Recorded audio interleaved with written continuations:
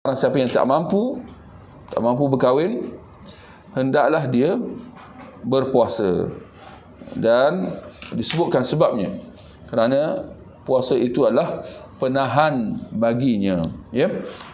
Nak kata bahawa puasa ni ada banyak faedah-faedah, kelebihan-kelebihan. Antaranya ialah dia mampu menahan atau mengekang syahwat, ya. Syahwat yang jika tidak dikawal, maka dia boleh menjebakkan orangnya dalam perkara haram, ya, hal zina, ya, yang pada bermacam-macam tingkatannya, ya.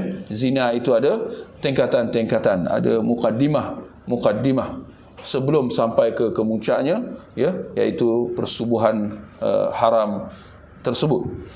Dari satu sudut boleh kita ambil perhatian tentang penjelasan sebahagian ulama, bagaimana, ya, apabila dikatakan bahawa puasa adalah penahan, makan secara berlebih-lebihan, ini boleh menguatkan nafsu. Ini boleh menguatkan nafsu, menguatkan nafsu syahwat, ya, terutamanya. Dan itu antara bahaya atau mudarat. Banyak makan ni ada banyak sudut mudaratnya, tapi antaranya ialah dia akan membuatkan nafsu syahwat bergelojak, ya.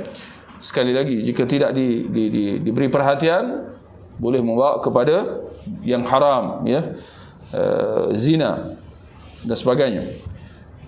Maka demikian, dengan berpuasa, orang itu dia boleh menahan puasa adalah penahan, ya.